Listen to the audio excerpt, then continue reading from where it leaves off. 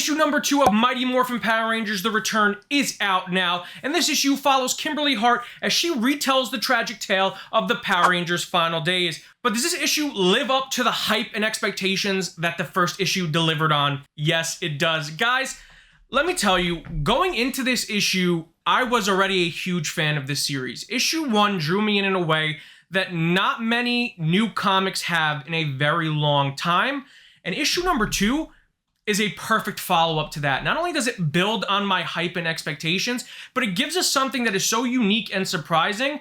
I cannot wait for issue number 3. Like I said in the intro, part of this issue is a retelling of the final battle, the last stand of the Power Rangers, and boy, what a last stand it is, told through Kimberly's perspective. What I love the most about this sequence is that it is, in a way, very orchestral. It feels like a piece of music that is building and building and building until there is one very significant moment that makes everything come to a crashing halt. And then it shifts to this really slow, beautiful pacing. And what I love most about that sequence is it really does begin and play like an episode of Power Rangers. And a lot of that has to do with the amazing visuals of Nico Leone and the fantastic writing of Amy Jo Johnson and Matt Hodson, who do a really great job of making us feel like we are rewatching old episodes of Power Rangers. Not only that, but this issue does a fantastic job of playing with the expectations of the reader, because most of the people reading this comic are people who grew up with the show, who have a familiarity with how Power Rangers plays. And the opening of this issue definitely feels like that. But then when that changes, we are thrust back into the world created by them in issue 1, and everything feels very real. It's crazy because I found myself having to slow down while reading this comic because I was just so excited reading it and wanting to turn pages as quickly as possible that I had to say, listen, take it easy, go back, read nice and slow.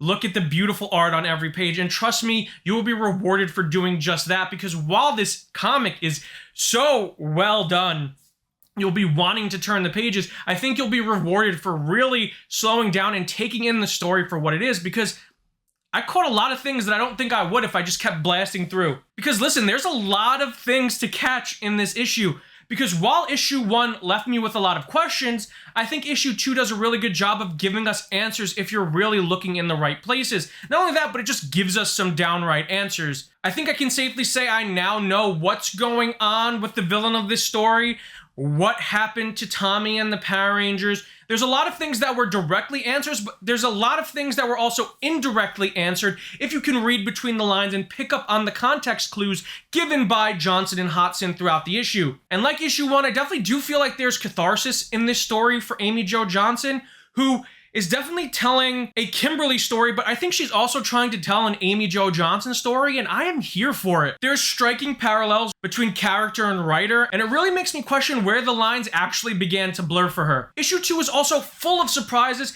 There are some genuinely shocking moments in this issue. I love mystery series and I love mystery novels, but part of the reason why I love that is because I'm really good at picking up on details and kind of figuring out what's going on before the story ends. This issue has some moments that genuinely shocked me, and I absolutely love stories that are able to surprise me after this many years of reading comics and mysteries, so kudos to the team for having some genuinely shocking stuff happen. On top of all of that, I also think that issue 2 of Mighty Morphin Power Rangers The Return starts to give us a clearer idea of what the themes of this series is going to be about. I think the main theme of this series is still legacy, but without spoiling too much, I think parenthood is also going to be another theme of this story, which I guess in and of itself is a different version of legacy. But I really love how this story continues to tackle really adult themes. And I think this is the adult Power Ranger story that a lot of us fans who grew up with the show really wanted to be told. My biggest problem when I hear people say they want adult Power Ranger stories is they don't really mean it. They just want something that's edgy and violent. But I think this story is very adult while keeping true to the things that make Power Rangers Power Rangers.